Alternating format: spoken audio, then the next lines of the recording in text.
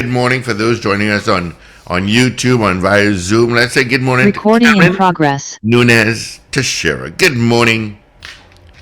Good morning, Steve. Good morning, Paul. Good morning to all your listeners and viewers. And I want to tell you something. I had a virtual trip just now. I took a virtual trip from Tobago to Trinidad in the last 2 minutes because I had to tell Tobago that I had a commitment to another radio station and I had to go. But you see, that is what virtual can do. Get me in Trinidad from Tobago in a matter of minutes. There you go. Yes, I know you Morning, put that in. Mrs Tesheira. Morning. Madam, political leader hopeful. I wish you would take off the last part of that sentence, but that's okay. Well, I'm trying to be accurate. But the last part, hopeful or accurate or realistic? Well, really, trying to be accurate here. Full transparency, you and I have had that conversation off air. Yes. And clearly you've made up your mind. You were looking at your options and you've made up your mind that you think now is the time to throw your hat into the ring, as it were, for the political leadership of the People's National Movement. The internal election is due December 4th. You have been last in government under Mr. Manning 12 years ago or thereabouts. Yeah. Why now? And that's a question, which is a good question that everyone asks me. But the answer to that is, one, I started writing articles in the newspaper, both hopefully hoping that I was giving ideas that were not solicited, but hopefully would have helped. For example, with Ministry of Tourism, I noticed I said it should focus on cultural tourism. And I would just say that I noticed that it became Ministry of Tourism and Culture, things on agro and agro-industry, and a number of other articles that may not have been so complimentary, but I thought necessary to write. And because of me delving into the level of research that I did, it made me more and more aware that we were going down we were going in a trajectory that was not in the country's interest. And then you hear the outcry of people, these level of despondency, disappointment, and all of that. And finally, what made me make my decision really was when I was approached. And initially I said no, but then they were persuasive enough. And I said, Karen, this is, if you don't do it now, you're not going to do it. Who is they? But I couldn't, that would not be fair to them because they didn't give me the license to say who they were, but they are members of the PNM as I am. And they are concerned about what is happening with the PNM that started with Eric Williams and what the objectives were and the whole party's aims and objectives. So they finally persuaded me. Yeah, and, let me start. that's it. Yeah, let me start from a kind of baseline. Take a different approach now. Yeah. It might seem strange, but it's for persons who may not be familiar with you. There's a whole couple generations in 12 years. Who is no, I'm serious. But who is Karen Nunez Tesheira? I'm giving you a baseline here to paint a picture. Who is Karen Nunez Tesheira, and why are you relevant to the politics now? Well, I'll answer the second part first. Relevant to the politics now because then you might see that Colin Imbert and, if I may say, and the Dr. Rowley et al. Are not relevant because they've been around 30 years. So if we're talking about time in government, then relevancy shouldn't be an issue because then clearly then we should not have the people that we have. But my question wasn't really about, and I'm being very careful here. I really want to define you as your own person. Yeah.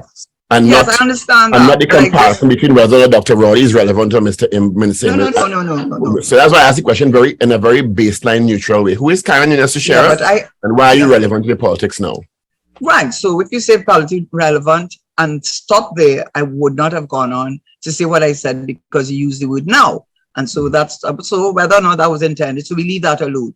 So who's Karen Nunez Tesheira? That's a very wide question. I think I've always known myself almost very, very committed to Trinidad and Tobago. When most of my family members went abroad to study, in fact, my father tried to get me to go to England to study law, and I begged him not to have me do that. I wanted to stay in the Caribbean. I wanted to participate. I wanted to be part of seeing us grow. And I've always been that person. So the politics and the love of country has always, anybody who knows me, family, friends, they say, oh God, that's Karen. So I know Karen, she's like that. So it's something in my DNA I expect. And then going into government, which was initially, I wouldn't say intimidating, but you know, I had never been in the corridors of power, so to speak, and at the position of Minister of Finance.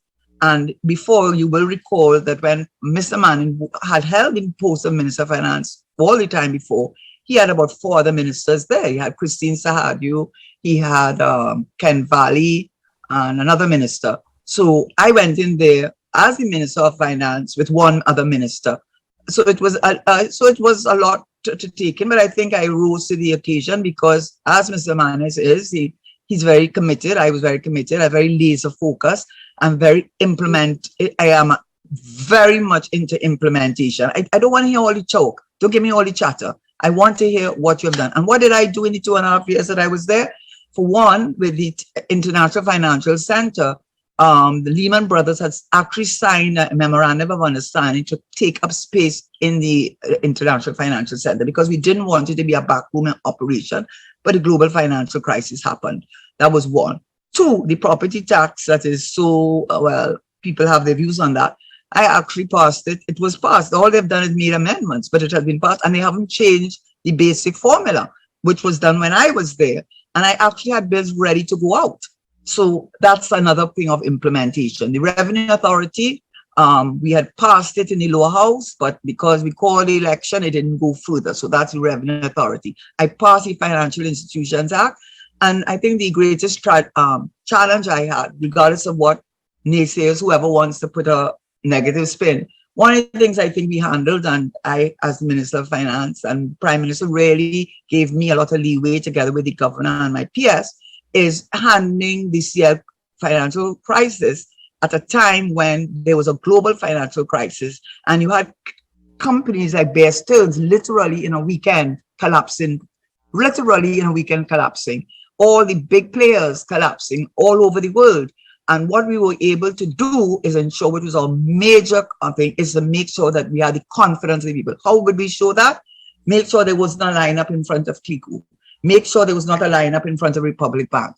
Make sure that people did not lose confidence in the government's ability to handle it. And I think the way that we dealt with it, I wasn't there after 2010, but certainly in maintaining that confidence and calm, which I can assure you, it was challenging, but we did it.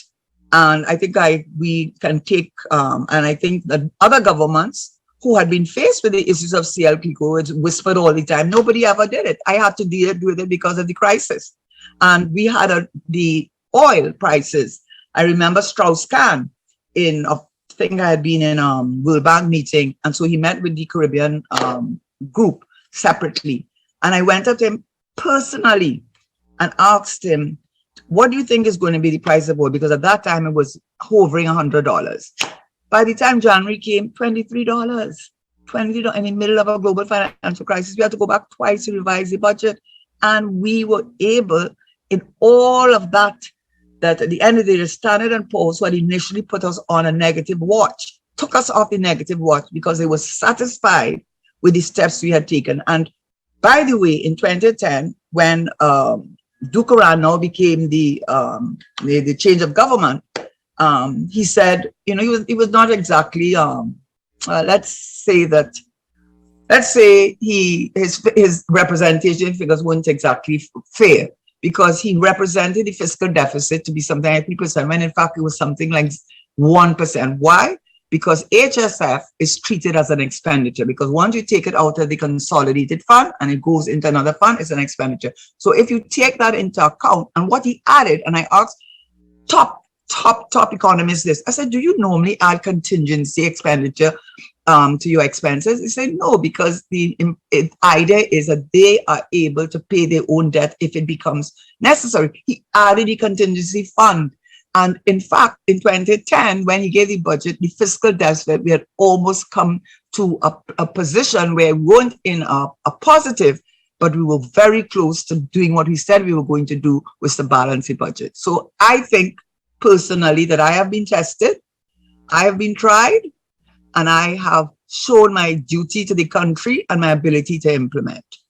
Why do you think, now this is the question about leadership, clearly because you're going up against an incumbent prime minister who has led his party to victory in two national elections, 2015 and 2020. Why do you think you would make a better leader for the PNM? And by extension, if you are aspiring to be the leader of the PNM, you're aspiring by extension to be the Prime Minister of the country. Well, I think because this Prime Minister has disappointed so many people, in the sense that what people think the PNM stands for, which is really, you're not going to sit down there and be giving out money, to create a dependency syndrome. I don't agree with that at all. But what you do is you might use the Keynesian approach, which is, I was corrected and told it's Keynesian and not Keynesian. So my apologies for that. But what I really mean is that what he has done, and I don't think first of all, zero implementation. I mean, it's National Statistical Institute. I could go to Revenue Authority. I could go on and on. I mean, and this is 7 years. I don't have confidence in your ability to implement. Secondly, you give me numbers as your Minister of Finance saying that the gas production is 1 million MMBTU more than it is for the last 5-6 years. What and then he throws the former Franklin Khan, who's deceased, under the bus and saying, well, before we relied on their numbers, but now I can be sure about the numbers. When you have someone going on CNN and saying Train 1 is alive and you know it's dead for the last year, those kinds of things. When you have AV drilling, which we know because he couldn't hide it, is your personal friend and a financier, you don't want to go to court because you probably don't want the Privy Council to tell you that, yes, everything that every independent institution that was hired will write about the fact that that oil was just not there. You don't want to go there. When you do things like that, and then you insult people with what I have already said, we don't need that. What we need is a mission and vision. You have to have vision and you have to have a mission. He showed a lack of mission, but what he has shown though is some affinity or some sort of loyalty to a small percentage of this country. And why do I say that? Because the things that the private-public partnership, if you could get a public-private partnership, you have to have something to start with. You think ownership of a house, what you going to bank with a rent? What are you going with a rent to say you're renting an HEC house? But what you do is you allow these casinos to continue to operate without passing the legislation. So they operated, and you had your own minister say in his first or second budget that Trinidad and Tobago has the largest number of privately owned public member organizations or whatever they call them. In other words, casinos. What you do is you do not do something instead of giving subsidies to create entrepreneurs. If I were there, and I've said it before, yes, we need to get the production of gas up. Now, let us be realistic. If Biden could give the okay for Repsol and Eni, Italy and Spain, to take the heavy oil from Venezuela, PDVSA, because of their need for oil, what do you leave for countries like us that are no threat to anyone, that will be open to the climate change, who are very vulnerable, who now the conversation of reparations is really high on the agenda, and we have leaders like Mia Motley coming forward talking about de-risking. I think we need to be realistic.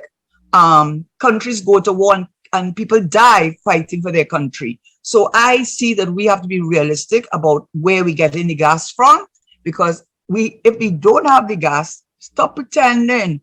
If you don't have the gas, the Point Lisa's industrial estate will not have the feedstock for methanol, urea, ammonia, and so on. And the other thing is, at one time, Shell and BPTT was indicating they were ready to pull out because they're going the green way. The Ukraine-Russia thing stopped them in their tracks. But the point I'm making is our economy is, and oil and gas is a function of price and production.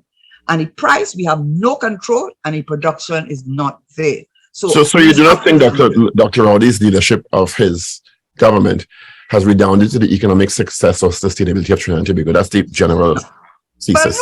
But no. And the thing about it is, they love to tell you, I will give him this credit, and I will not take away this credit from him at all. when we were going through the COVID-19, I've said it many times, you know, sometimes you need tough leader, a tough leader, because nobody going in that river and nobody going in that sea, because they understand Dr. Rowley is not making joke. So, and he called the election at the right time. And I don't blame him. I would have done it if I were he, but you can't hold on to COVID, because when I went back, by the way, to look at how much money this government got by way of soft grants and actual contributions, it was in hundreds of millions of US. But while you are, and rightly so in your position, looking at the minutia and looking at the details of minutia. But the details I'm talking about. Because minutia is less than you go minutia, you go in less than details, you go into something like the details. Okay, the details of the stewardship. They are in the general population. You have just said that you are not going to take credit away from Dr. Rowley in terms of his stewardship through the pandemic, but they can't hold on to the pandemic victories forever. When the population or the PNM internal electorate looks at the leadership of Dr. Rowley, wouldn't they say, as you have said, he has been an astute leader through one of the most difficult times in the last 100 years for the globe? Well, of and course, that is significant. But so then what countries must do, and when they vote, is look at a time in their thing and carve it out and say that's why to be a leader. But forget about 15, 16, 17, 18, 19, and 22. What we told me going forward, I give him his credit. I'm not the kind of person who will sit down here and you bashing for bashing's sake. But he's not the leader. And I'm saying he's not the leader because he has not implemented, because he has not when you look at the inflation rate in England, which is over 10% because of energy and food, and the inflation rate in America, 8 point something. What they're trying to do is increase the growth, because when you increase the growth, then you can temper the impact of inflation.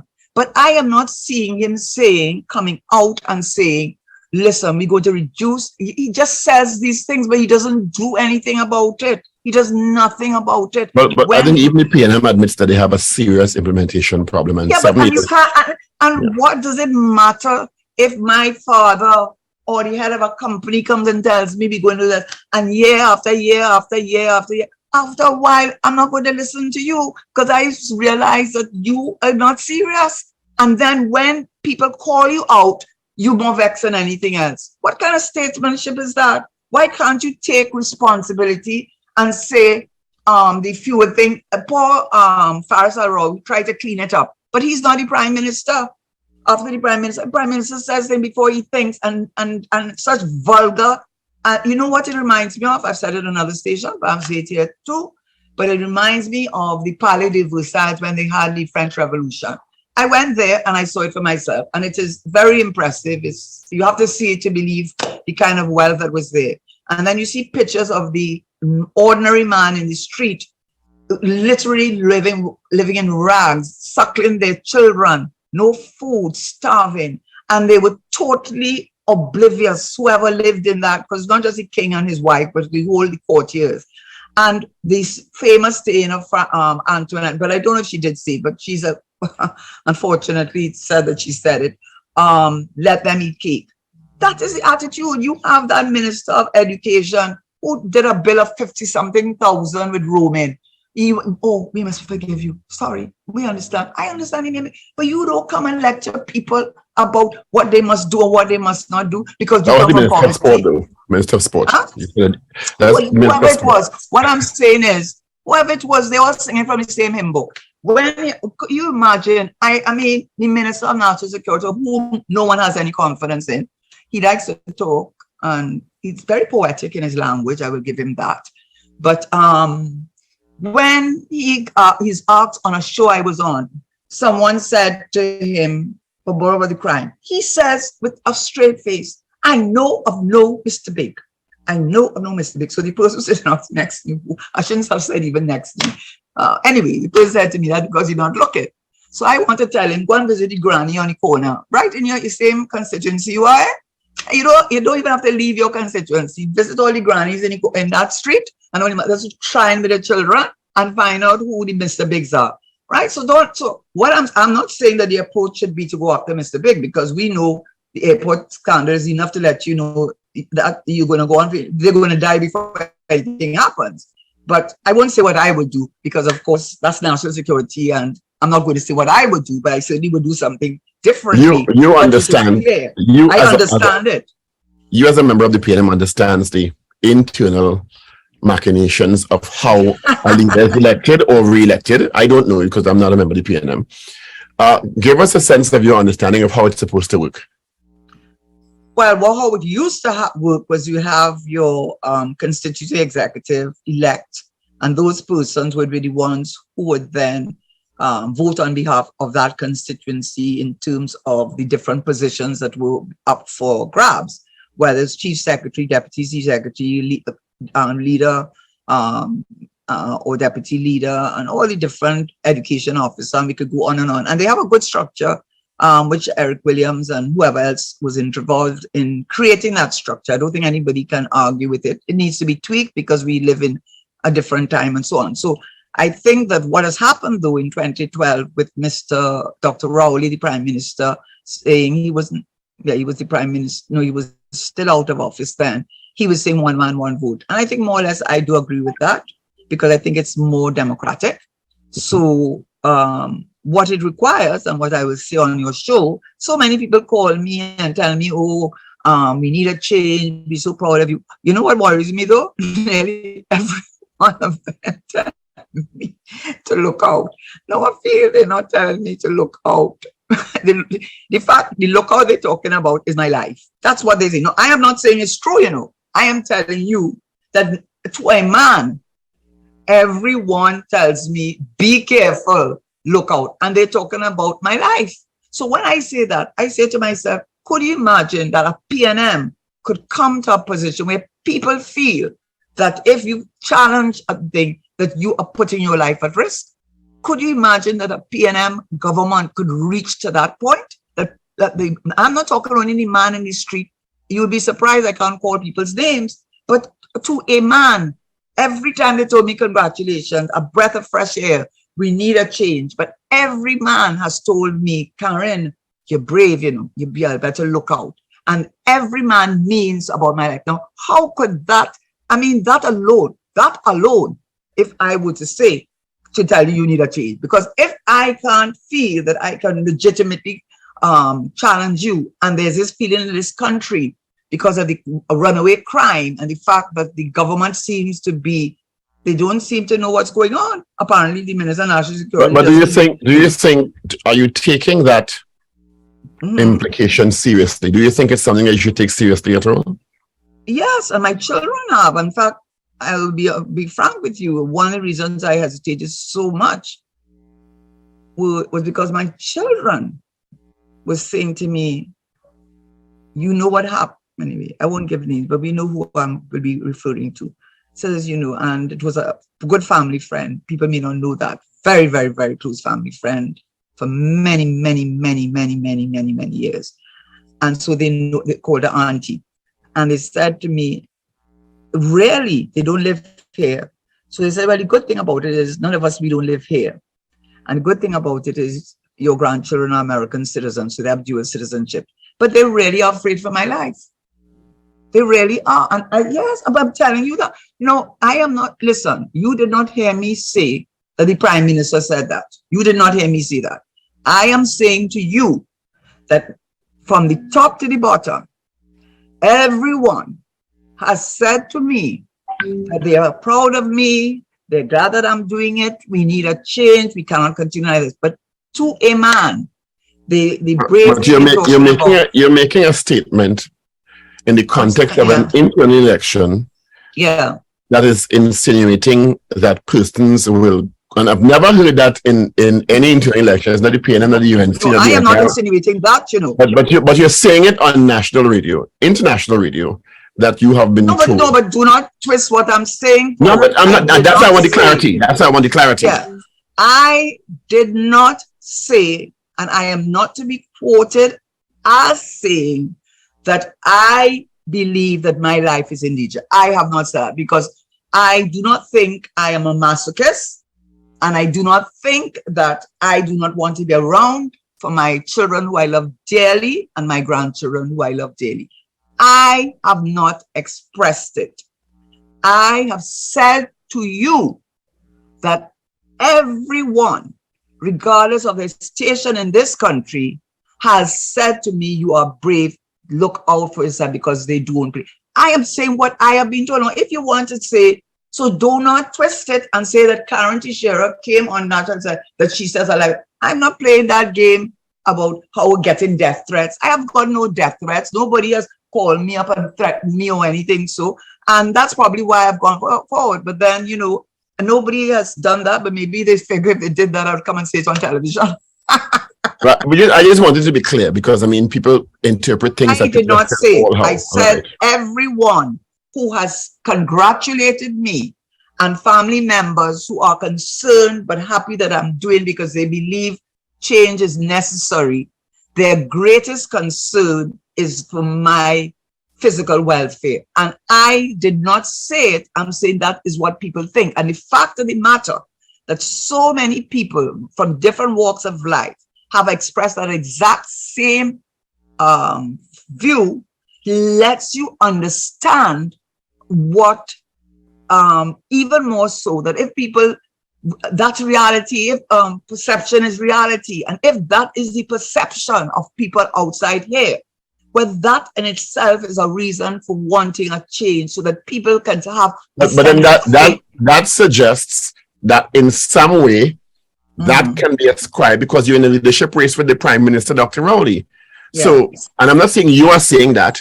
I'm saying it opens the door for somebody to ascribe that as a result of some aspect of Dr. Rowley's leadership, and I don't think that's fair. Well, you have to ask them. They probably understand. Maybe they see in the phone and something that's. When and I'm still not saying you again, I'm making a statement that somebody making that sort of insinuation is casting an aspersion as to some aspect of Dr. Rowley's leadership, unless you can. I don't want to be sued, and I don't want the station to be sued. Right. Yes, so neither of us wants that, because I respect what you all do, and I certainly do not want to be one of those who indulges in scandalous statements and so on. And I appreciate that. I don't want anyone to go away thinking that is what is being implied here. No, but what I would say is this, and Paul, you have to understand that because people stay quiet, they stay quiet because they're afraid. They're afraid they lose their job. They're afraid they lose their contract. And that's not only PNM, that's every government. That is the thing. You pay a price, you come up against us, out you go. So that is unfortunately the reality of our politics. Maybe it's politics. Where's your support going to come from? The last. What I'm saying, to answer your question, so that we think, you will then have to say, why would those people think that? That's the question to ask. For somebody for everyone to say that to me, to a man, to tell me that, the question to ask is, why would they say it? And I'm not, that's what I would answer. That's how I would answer. Why would they say it? The last person to challenge Dr. Rowley was Minister Beckles Robinson, who I understand, I could be wrong, somebody could correct me if I'm wrong. Dr. Rowley got 15,000 or so votes. Minister Beckles Robinson got like about 1,500 or so votes. That's good. Well, that's a sound cut skin. Everything is a matter of perspective.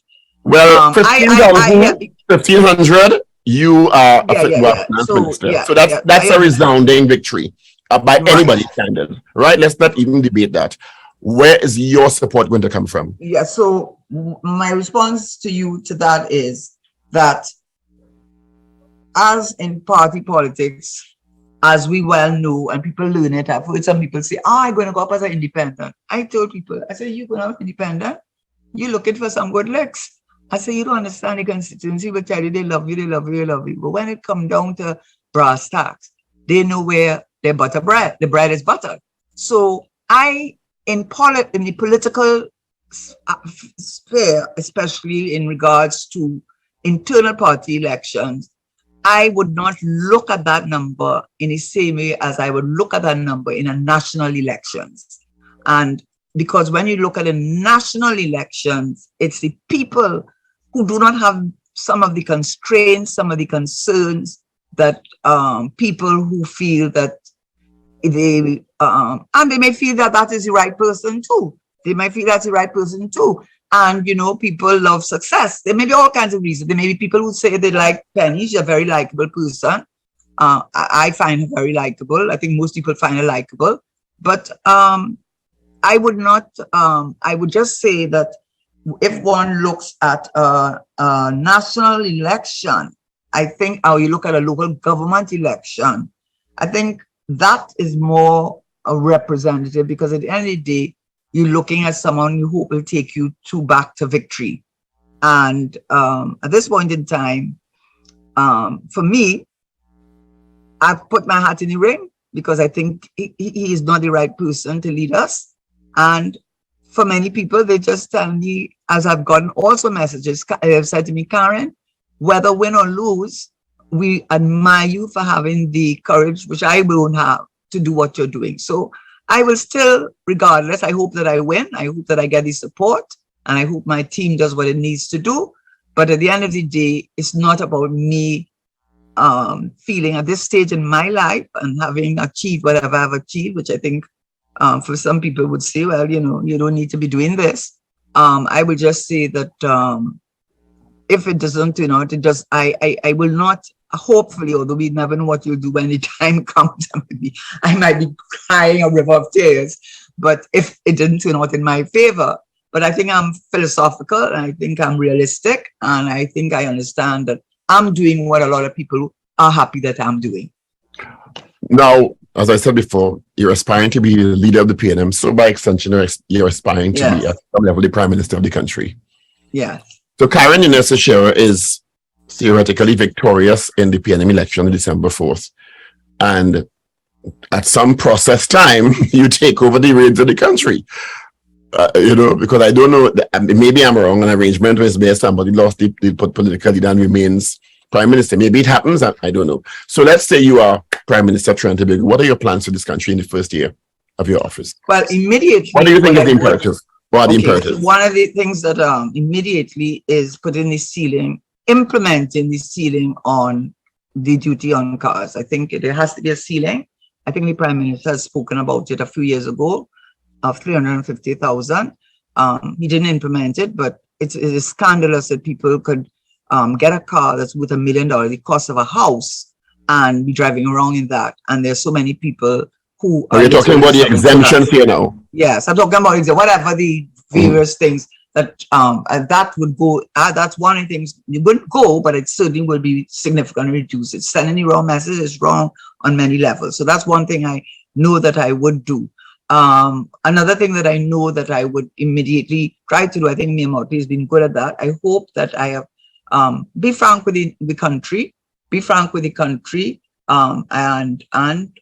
have plans moving forward. And one of the things I would say, you have to walk and chew at the same time. And Rome was not built in a day, but you have to implement. You've got to stop talking the talk. So one of the things the National Statistical Institute would be one that would be a good help in terms of managing the economy.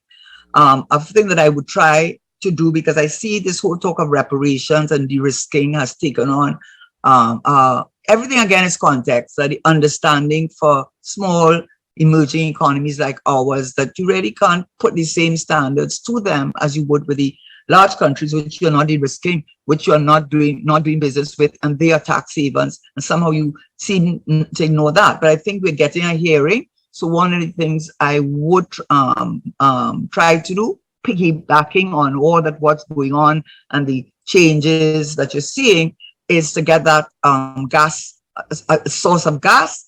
I kind of indicated what I would do, and I know that you have to do that. If we're going to continue with the LNG and the downstream industries and go further down with polyethylene and polypropylene with the plastics, I mean, you've got to get the gas. So that is going to be a top priority.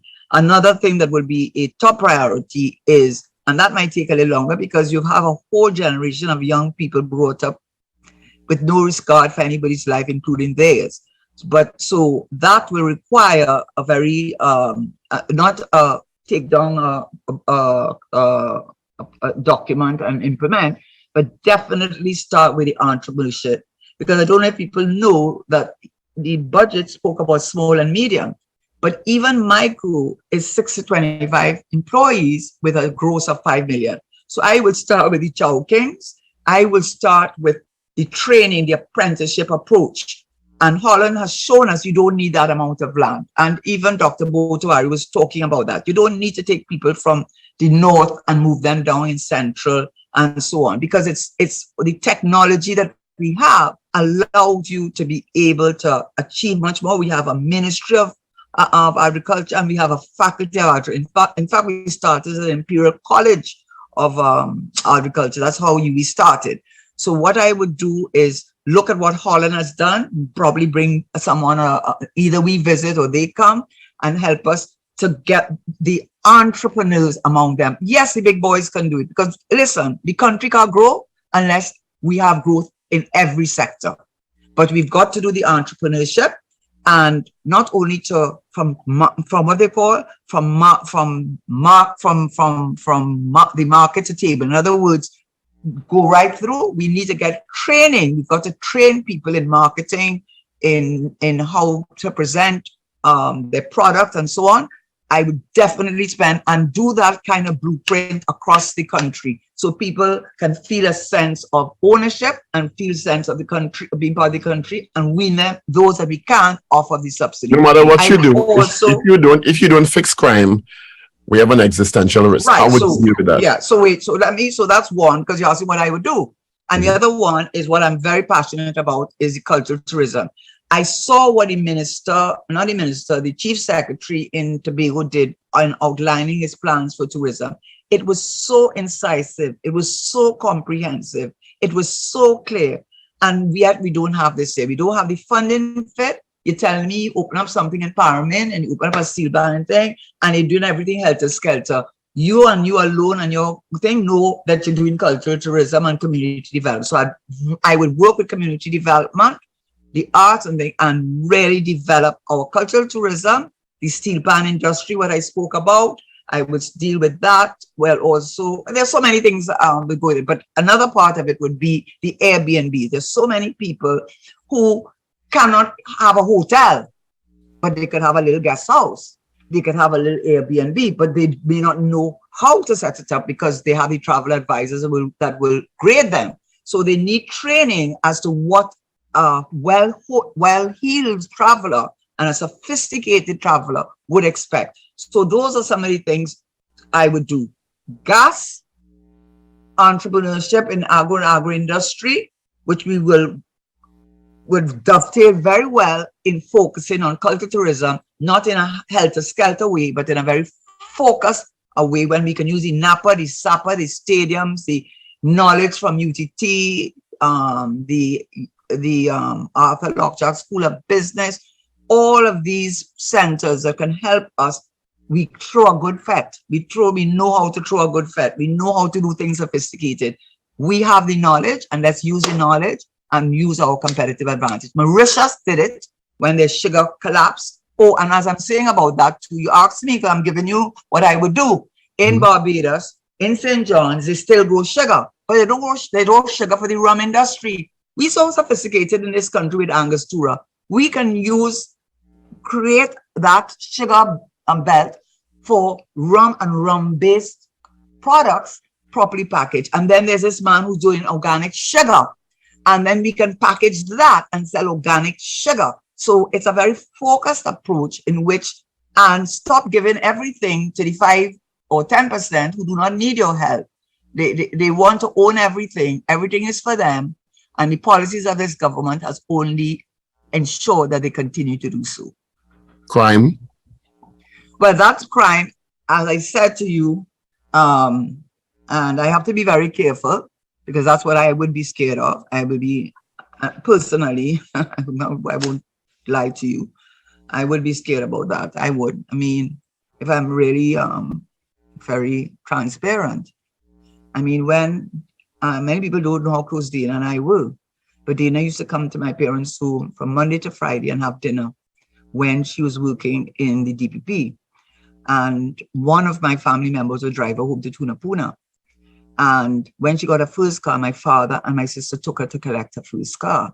She came to every family gathering, and the only person who was allowed in my mother's room, other than her children and her grandson, thing was Dana. Dana did a painting for my mother. Dana went to everything the family had, and she was Auntie Dana to the family. So Dana's death, it's not just somebody who died. I mean, I know all her brothers and sisters. Her sister, Sita, worked in the post office. Omar, who was working in Port Authority as an engineer. Jeanette, the teacher. I know her sister, Suzanne Francois, who got married to one David Francois' son, Mark. And when she was still going to a convent, coming home in a convent uniform, I knew her father, who used to come downstairs and do his puja in the morning when she still lived at home in Tunapuna house. So people don't understand, and many people don't understand how close all my children call her. My children call her Auntie Dana. All my family know. I have pictures I could show you of Dana taking a picture at my parents' home with one of my brothers, and another picture with a sister down at the beach. So I don't know that people know that Dana was almost like a family member to us. I was in Barbados at the time, but I came for the funeral. We had grown apart. But when I saw Dana, who I know, all of us have faults, and you don't put your head on a block for anybody. But dishonest? Corrupt? Ambitious? Hardworking? Definitely. Bright? Definitely. And when that happened, and by the way, some of the people who are there in the jail now, like Devon Cummins, were people who were in my campaign, who cried when I lost, who I went to their home to meet their parents, and who was on every truck and would thing. And I used to tell him, Devon, why you don't do something? You're so bright, you're so personable, you're a born leader. Why don't you do something like? So you understand the Dana's death. I've never spoken about it before, which is why my family gets scared. Everybody knows Dana. She's been at everybody's home. And whether in Trinidad, St. Vincent, America, everybody in my family knows Dana. And if I had to say something about my concern, is that if you are seen as not willing to play ball, and if you are seen as being independent and not prepared to whatever, I don't know what the price is, I'm not paying it. I don't need to pay it. I didn't live this long to do it. I didn't have that example in my family. I have a family that very well educated too, and whatever my background may be. So I don't need validation from any of them to tell me I'm somebody. I don't need to play golf. I don't need to go down the islands with them. I don't know anything from them.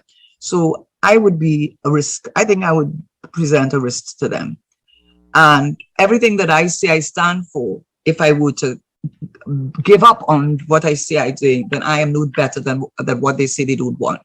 So to answer your question, which I have never addressed before, and it's actually bringing tears to my eyes to talk about. I see you getting emotional, and it led from the question about crime, and you went into your relationship. So when I saw that happen to Dana, when that happened to Dana, I said, wow. I mean, nobody's untouchable. But you went through that commentary just now in the context of what you do about crime. Are you saying that you think that as a tough leader, you'd be at great risk for ending up like Dana Tesheira, God forbid? But what I will say is lessons learned. That's what I say. And one of the lessons I learned is not to comment on what you're asking me about, because one of the things I'm not saying comment on crime directly, but you're aspiring to a leadership position, and you're not willing to make a comment on what you do about crime. Paul, you have to understand something. Were you ever in cabinet? No. Okay, good. And the reason I'm saying this, unfortunately, what you learn is that sometimes in that same room that you're sitting down in that same room that you're sitting down in, there are persons who make sure to let those that they need to know what the plan is. And when Mr. Manning was doing what he was doing, and I eventually tried to understand it and eventually understood it, I would just say this one thing. And I cannot put myself at risk. I cannot, because that's my fear. That is my fear. If I have to, what they did to Dana, what I will say is this, that you don't wait for the crime to reach on your shores. We don't grow those, grow the Google. We don't grow it.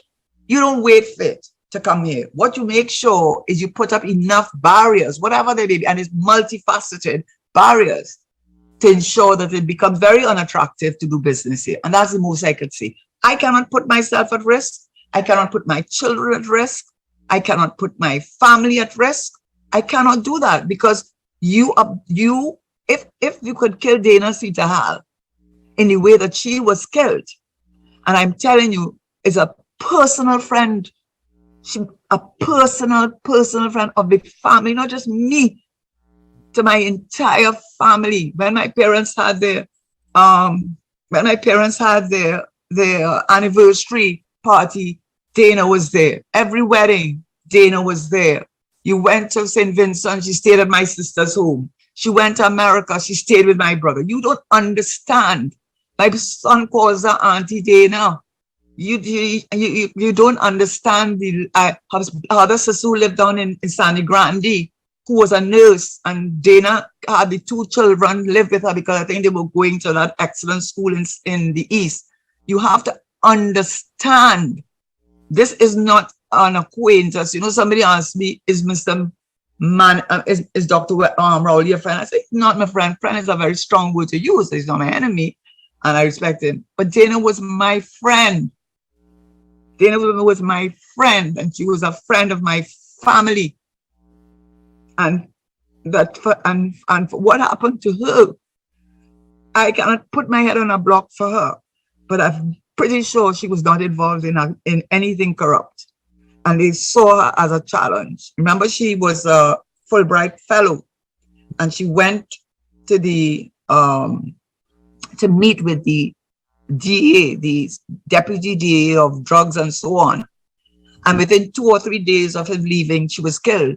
And he came and said, it was not for her pocketbook, but it was because there's in this country, international drug, I can't remember the word, operating in this country. And I have to learn that lesson personally. So you got out of me what I have never said to anybody, but you can see how it affects me. And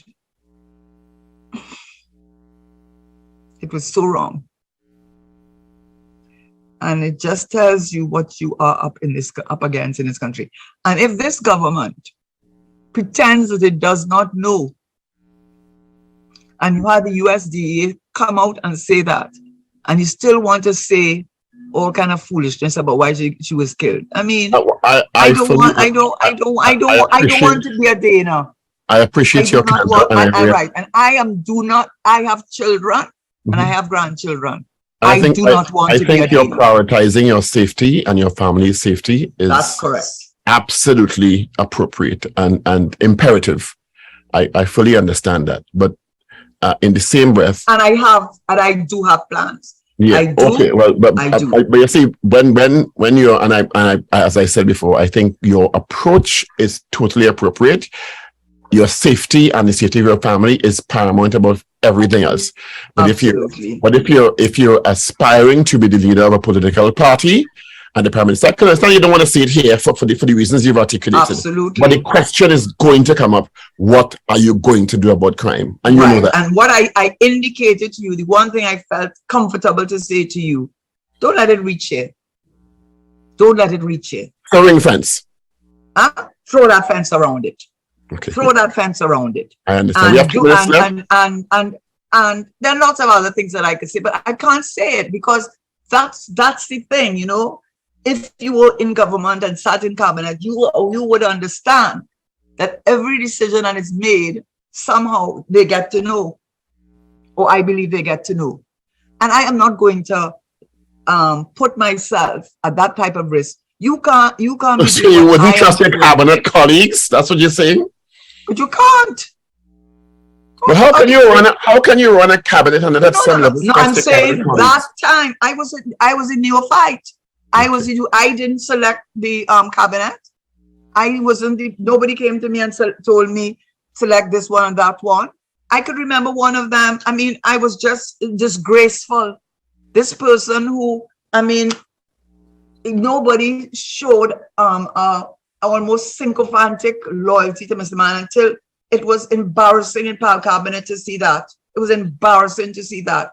But ringing me up, whether the day or next day after, and nothing, and asking about talking Mr. Manning.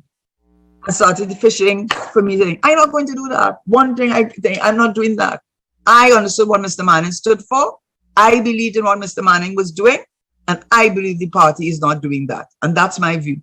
There we go. All right. We're going to have to leave it there. First of all, thank you for being with us. But you did your best, and you brought me almost to tears. Oh my God, Paul. I really brought me to tears. It wasn't my intention, to be very honest, but I understand why. Because I knew Dana Tesheira quite well also, and it was very, very difficult. You didn't know how I knew her, you know. I'm not saying so. I'm saying that is what I'm trying to tell you. And even though I didn't know her that well, it was very difficult for me to accept how she died. It was very difficult. Right. So you could imagine. I think the country by extension. It's not just me, you know. My brothers, my sisters, my family, all of us. You don't have no understanding. I mean, if I could tell you, I know Susan when she was going convent and coming home. And I know she used to be called Sarup Sitahal. That was what she used to call herself, Dana Sarup Sitahal. And seeing her father coming downstairs, and she told me, you know, my father has a little bit of Carib. And he would come downstairs by the little temple he had there to do his puja in Tunapuna. You have to understand the level of the closeness of my relationship with her. So I leave you with that. You got too much out of me. I don't know if I should have said what I said, but I've said it. But it's already said. Yeah, but you know, Paul, I want you to be responsible too. Do you know me not to be responsible? I didn't ask a question to get another question. I just, I want you to, you know, and I just want you to understand that. Absolutely. Okay, then. Thank you so much. I appreciate you being with us this morning. Thank you so much. All right, good night, and have a good day. All right. And let me go and have my little crying moment. And you can join Nunez Tesheira Mondays 4 to 6 p.m. right here on 102 FM. Right. Digital. With Daddy Mac, Richard Norrie, Ruben, and Melissa, who stays in the background, but does a fabulous job of always getting me in on time. Very well. Thank you so much. Bye-bye. All the best to you. Have a good one. Bye-bye, Steve. Bye, love. Take care. All right. Bye-bye. All right, Pablo, this is where we're going to wrap it up. Yeah.